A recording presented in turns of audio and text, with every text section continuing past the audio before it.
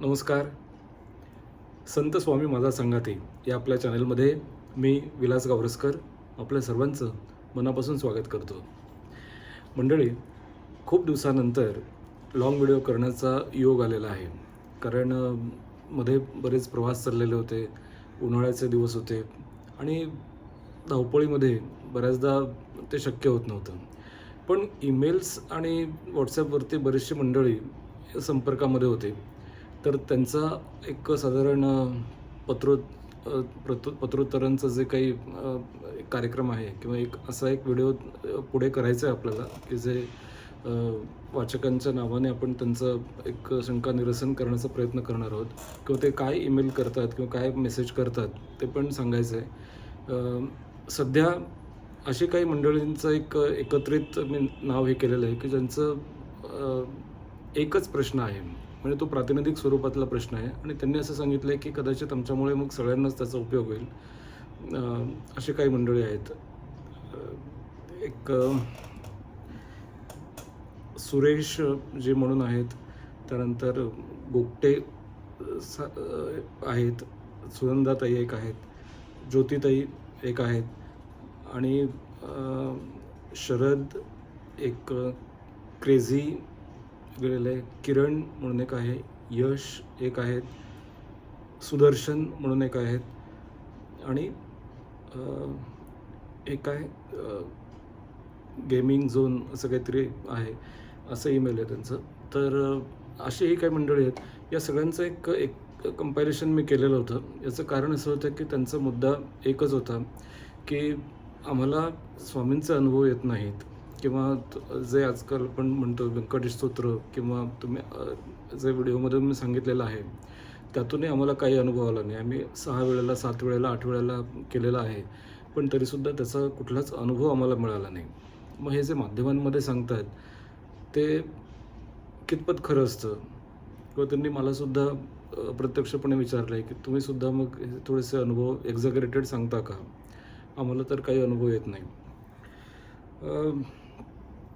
खरं तर मी पूर्णपणे सहमत आहे.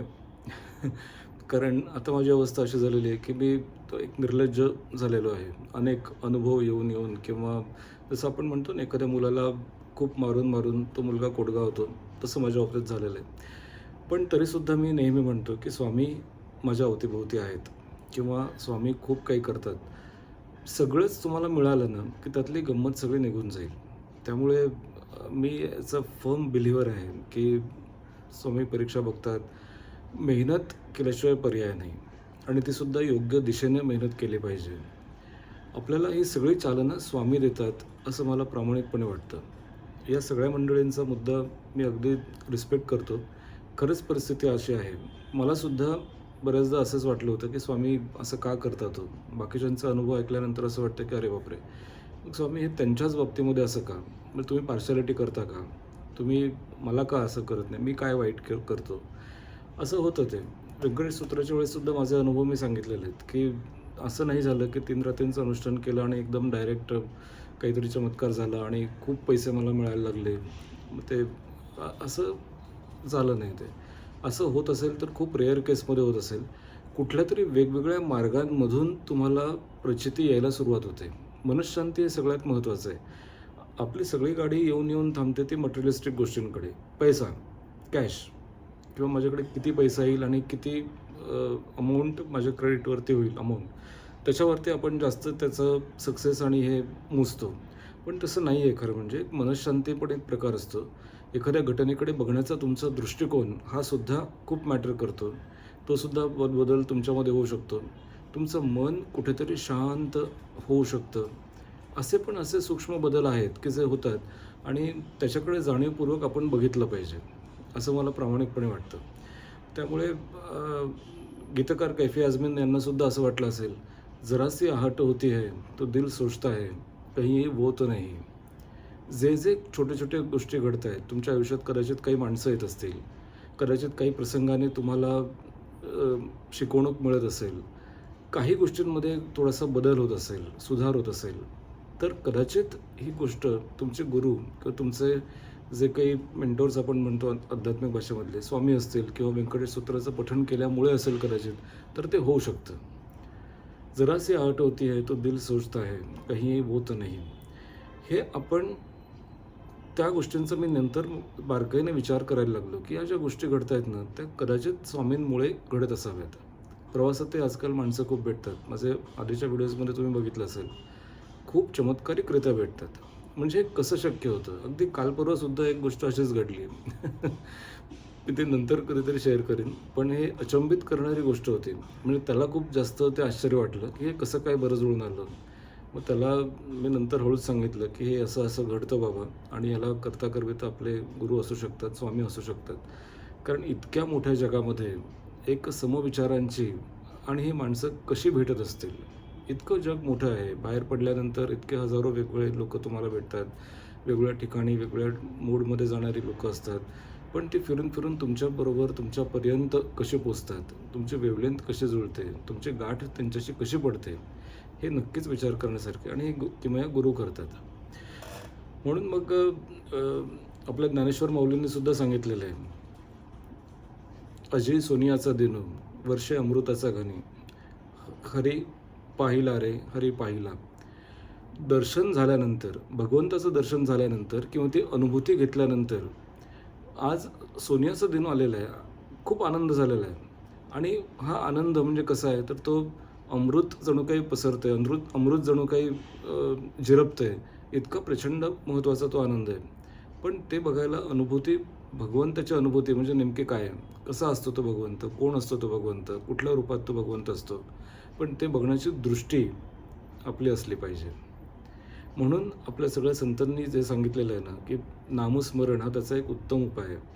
आणि शेवटी काय माहिती आहे का, की तुम्ही इतरत्र बघा किंवा अनुभव घ्या तुम्ही, की आई-वडिलांची 4-5 लेकरं असतात, पण प्रत्येकाचं प्रारब्ध वेगळं असतं, प्रत्येकाचं नशीब वेगळं असतं. आई-वडील कितीही कष्टाळू असले किंवा आई-वडील कितीही मायाळू असले, जीव लावणारे असले, तरीसुद्धा आपल्या मुलांचं भाग्य ते बदलू शकत नाहीत. हे खरंचच एक सत्य आहे. त्याच्यामुळे जे असतं ना, ते एक संचित गदिमांनी सुद्धा म्हटलेलं आहे, "खेळ चालेल असे माझ्या पूर्वसंचिताचा, पराधीन आहे जगती पुत्र मानवाचा." प्रभू रामचंद्रांना हे तोडगे, उपाय किंवा वशीकरण किंवा अमुक-तमुक ह्या गोष्टी माहीत नसतील का? सीतामाईला माहिती नसतील का? जनक राजाने तिला ज्यावेळेस पाठवलं होतं सासरी, त्यावेळेस हे सगळं बघून दिलं होतं. पण असं काही घडल्यानंतरसुद्धा त्यांनाही असे तोडगे उपाय सुचवावेसे वाटले असतील आपल्या मुलीच्या कल्याणासाठी, की "तू नको जाऊस बाबा, तू काय अशा घरात जातेस, की जिथे एक अशा राणीचं वचन पाळण्यासाठी तुम्हाला वनवास भोगावा लागतोय आणि तुझ्या हातून सगळं राज्य जाणार आहे." अजिबात नाही.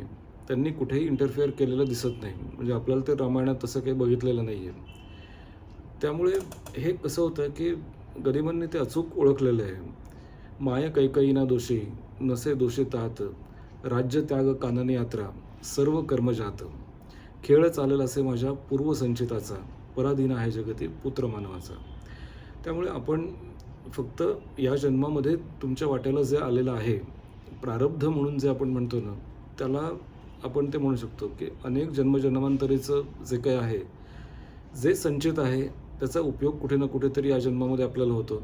पण प्रारब्ध जे आहे ना, त्याच्यामुळे आपल्याला या गोष्टी अशा फेस कराव्या लागतात. आणि क्रियावान म्हणजे सध्याचं तुमचं जे कर्म आहे, तर त्याचा उपयोग पुढच्या संचितासाठी तुम्हाला नक्की होतो. म्हणूनच म्हणतात ना, की तुमचं कर्म चांगलं ठेवा. सध्याच्या काळामध्ये, सध्या जे तुम्ही आपण वावरतोय, सद्य परिस्थितीमध्ये, वर्तमान परिस्थितीमध्ये, त्यावेळेस तुमची कर्म चांगली करा किंवा तुमच्या हातून कुठलंही पाप होता कामा नये, अहिंसा होता कामा नये. मग याच्यासाठी नामस्मरण करा. स्वतःचं जे मन आहे, ते जास्तीत जास्त काय म्हणूया त्याला आपण, चांगलं, स्वच्छ, निर्मळ करण्यासाठी प्रयत्न करा. त्याचा उपयोग तुम्हाला पुढच्या जन्मात पण होणार आहे आणि या जन्मातसुद्धा तुमचं क्रियमान चांगलं होण्यासाठी त्याचा उपयोग नक्की चांगला होऊ शकतो. म्हणजे प्रारब्ध, संचित आणि क्रियामान या गोष्टी कुठेतरी महत्त्वाच्या असतात. म्हणून मी माझे अनुभव मागे सांगितलेले आहेत, की ज्यावेळेला अशी परिस्थिती असायची, मी रात्र-रात्र जागून काढायचो किंवा कधी-कधी रडायचो आणि हे आपल्याच बाबतीत असं का घडतंय, असं ज्यावेळेस वाटायचं ना, त्यावेळेला मी मग चांगल्या गोष्टींचा विचार करायचो, की अरे, चांगल्या कुटुंबातला माझा जन्म आहे. मला सगळ्या गोष्टी व्यवस्थित मिळत आहेत. माझं सगळं किती छान होतं आहे. बाकीच्यांकडे कदाचित त्यातल्या कुठल्याही गोष्टी नसतात. कदाचित पालकांचं छत्र एक महत्त्वाचं असू शकतं कदाचित आर्थिक विवंचना काही असू शकतात, कदाचित आणखीन काही गोष्टी असू शकतात. केवळ परीक्षेत मार्क कमी जास्त मिळणं किंवा करिअरमध्ये तुमच्या काहीतरी थोडासा बदल होणं, याचा अर्थ आपण की नशिबाला दोष देणं, देवाला दोष देणं, हे असं करत का बसतो आपण? ज्या चांगल्या गोष्टी आहेत त्या पण बघितल्या पाहिजेत. म्हणून या सगळ्या आता मेसेजेस करणाऱ्या मंडळींना मला सांगावंसं वाटतं की ज्या काही चांगल्या गोष्टी होतात ना, तर त्या ताबडतोब ॲक्नॉलेज करा. काहीतरी चांगल्या गोष्टी घडत असतील, काहीतरी चांगल्या नक्कीच होत असतील, त्या ॲक्नॉलेज करून जे चांगलं आहे, तेच फक्त बघण्याचा जर प्रयत्न केला, तर आपोआप जे अमंगल आहे, वाईट तुम्हाला जे वाटतं आहे, त्याची इंटेन्सिटी आपोआप कमी होईल. 100% कमी होईल. आणि त्यामुळे यांची जी तक्रार आहे, तर ते एक हे आहे. त्यामुळे आता तुम्ही काय करायचं, तर आता नामस्मरणावरती भर द्यायचा आणि प्रत्येक वेळेला स्वतःच्या मनाला बजावायचं, की माझं प्रारब्ध आहे, त्यामुळे मला एक असं मला भोगायचं आहे. पण स्वामींनी हे माझ्यासाठी केलेलं आहे आणि यातून कुणाचीही सुटका नाही आहे. सगळ्यात महत्त्वाचं हे आहे. अगदी अंबानी असू देत किंवा टाटा असू देत, बिर्ला असू देत, कोणीही असू देत, आपण नेहमी त्यांची उदाहरणं घेतो. गाडी जितकी मोठी आणि महागाची, तितकेच प्रश्नसुद्धा तितकेच महत्त्वाचे. आपण बघितलं रेमंडचे जे हे होते, मालक होते, त्यांच्यावरती शेवटची वेळ कशी आली होती ते. म्हणजे हजारो कोटींचा मालक शेवटी एकेका रुपयाला सुद्धा भाड्याच्या घरात राहण्याचा योग त्याला आला आणि इतकं सगळं असूनसुद्धा त्याच्या वाट्याला शेवट त्याचा कसा झाला. अशी उदाहरणं आपल्या अवतीभोवती असतात. तीच उदाहरणं आपल्याला शिकवून जातात खरं म्हणजे, की हाच दैवखेळ आहे. म्हणून तुम्हाला गुरूंचा आशीर्वाद मिळणं महत्त्वाचं आहे. फक्त मला एखादी इच्छा आहे, मला नोकरी पाहिजे, मला पैसा पाहिजे, माझा व्यवसाय बरोबरीने लावो, या तर खूप चिल्लर गोष्टी आहेत. या गोष्टी होत राहतात, सगळ्या डिप्रेसिबल गोष्टी आहेत. त्याच्या पलीकडे जे आत्मिक समाधान आहे, चित्ताचं समाधान आहे, मनःशांती आहे, मनाचं सुख आहे, मनाचा आनंद आहे, त्या गोष्टी नामस्मरणामुळे, त्या गोष्टी पोथी पठणामुळे, गुरुचरित्राच्या पारायणामुळे जर आपल्याला मिळत असतील, तर आपलं आयुष्य खरंच खूप सुखकर होतं. म्हणजे प्रॉब्लेमला फेस करण्याची शक्ती आपल्याला मिळते. 10-12 वर्षापूर्वी जर आपण भेटलो असतो किंवा आपण जर बघितलं असतं ना, तर मला मी त्रस्त झालेलो होतो. मी तसं वारंवार सांगितलेलं आहे तसं. पण आता ठीक आहे, आता मी जसं मगाशी म्हणालो, की निर्लज्ज झालो आहे. त्यामुळे सवय झाली आहे मला आता, की चला ठीक आहे, हे आपल्या बाबतीत होणार, हे 100% आहेच आहे. हा त्रास होणार म्हणजे होणारच. आता चला पुढचं काय? स्वामी चला ठीक आहे, चांगली गोष्ट आहे. पण आता यातून मी कसं मार्ग काढू तर तुम्ही सांगा मला. काय बरं करता येईल? आणि मग काहीतरी गोष्टी कुठेतरी घडतात आणि ते होतं. बऱ्याचदा माझ्याबरोबर जे काम करतात त्यांना आश्चर्य वाटते, "अरे तुझ्या बाबतीत असं कसं काय झालं? अरे बापरे! आता काय करणार?" काय करणार? तर स्वामी आहेत. प्रयत्न मी करतोय. बघू आता काय होतंय ते. आणि मग त्यांना स्वतःला प्रचिती येते, की "अरे बापरे! मी मागे तुला बघितलं होतं त्यावेळेस तू असा-असा प्रॉब्लेम सांगितला होतास. पण आता मग कसं काय हे झालं?" म्हटलं, "कसं विचारा यांना. ते ते आहेत." त्यामुळे निराश होऊ नका, नाउमेद होऊ नका. हे जे सगळे बाकीचे आजकाल माध्यमांमध्ये सांगतात वगैरे, ते सरसकट सगळंच खोटं नसतं. ठीक आहे, थोडं एक्झॅगरेटेड असू शकतं. कधी-कधी काय होतं, या माध्यमामध्ये डिजिटल युगामध्ये व्ह्यूवरशिप हा एक खूप महत्त्वाचा मुद्दा आहे. आपण तो नाकारू शकत नाही. अहो, साधं तुम्ही फोनवरती स्टेटस ठेवलं तरीसुद्धा तुम्ही 4 वेळेला बघता, की ते कोणी बघितलंय, कोणी बघितलंय. याचा अर्थ एखादी गोष्ट अपलोड केल्यानंतर किंवा त्या माध्यमांचं ती गरज आहे. ते केल्यानंतर ते सगळ्यांनी बघावी अशीच तुमची इच्छा असते ना. मग ते व्ह्यूवरशिप वाढवण्यासाठीच कुणी असं क्रिएटर करत नाही, की मला कोणी बघू नये रे बाबा. नाहीतर मी ते त्या प्रायव्हेट मोडमध्येच ठेवेन मी ते. मी ते लोकांपर्यंत ओपन करणारच नाही. मी ओपन करतोय एखादी गोष्ट याचा अर्थच तो आहे, की जास्तीत जास्त लोकांनी ते बघावं. त्यामुळे हा एक भाग महत्त्वाचा आहे, की व्ह्यूवरशिपसाठी केलं तर त्यात काही चूक नाही आहे. ठीक आहे, आता सिनेमाची मुख्य गरजच तशी असते, की कुठलंही एक्झॅगरेशन तुम्हाला दाखवायचं असतं किंवा सिनेमॅटिक लिबर्टी असते. त्याशिवाय तो प्रभाव तो पडत नाही. एका मोठ्या पडद्यावरती आपण काहीतरी बघायला जातो, तर तिथे त्या माध्यमाची ती गरज आहे. त्यामुळे सगळे जे क्रिएटर्स आहेत, त्यांचाही मी खूप रिस्पेक्ट करतो. खूप कठीण आहे खरं म्हणजे, सोपं नाही आहे ते. एखादं क्रिएट करणं किंवा एखादी कलाकृती निर्माण करणं, साहित्यकृती निर्माण करणं, या गोष्टी खरंच खूप कठीण आहेत. अहो, हे साधे व्हिडिओ अपलोड करण्यासाठी सुद्धा बऱ्याच गोष्टींची आवश्यकता असते. असो. तर एखादं आपण पुढचा व्हिडिओ अशा पद्धतीने करूया, की लोकांचे जे मेसेजेस आहेत ते मी वाचून दाखवेन आणि मग त्यातून एक विचारमंथन करण्याचा प्रयत्न करूया. कारण मग त्यांचं असं म्हणणं आहे, की 1 to 1 मी रिप्लाय सगळ्यांना देत असतो. पण हे जर जाहीर सगळ्यांनाच जर कळलं, तर त्यामुळे तेच प्रश्न अनेकांचे असू शकतात की ज्यांनी मेसेज केलेला नाही, त्यांनासुद्धा अप्रत्यक्षपणे त्याचं उत्तर मिळू शकतं. असो, संवाद साधून म्हणजे बऱ्याच दिवसानंतर संवाद साधून खरंच खूप बरं वाटलं, खूप आनंद झाला. कारण संत स्वामीची आपली एक फॅमिली आहे. आपले सबस्क्रायबर्स खूपच मी त्यांना रिस्पेक्ट करतो. खूप छान वाटतं मला जे प्रत्यक्ष फोन करतात. फोनमुळे एक आठवलं आत्ता, की कदाचित फोन लागत नाहीत किंवा बऱ्याचदा मला फोन कट करावा लागतो. त्यामुळे काही मंडळी नाराज होतात. तर प्लीज नाराज होऊ नका. कारण प्रवासामुळे आणि याच्यामुळे थोडंसं काय होतं, माझं दुर्लक्ष तसं होतं आणि ट्रॅफिकमध्ये असताना फोन उचलणं मला स्वतःला ते नको वाटतं. कधीतरी मग कॉलबॅक करायचा असतो, पण तो अवेळी ज्यावेळेस मला वेळ मिळेल त्यावेळेस ते करणं म्हणजे नको वाटतं. अशा काही अडचणींमुळे शक्यतो थोडासा गॅप राहू शकतो, कम्युनिकेशन गॅप होऊ शकतो.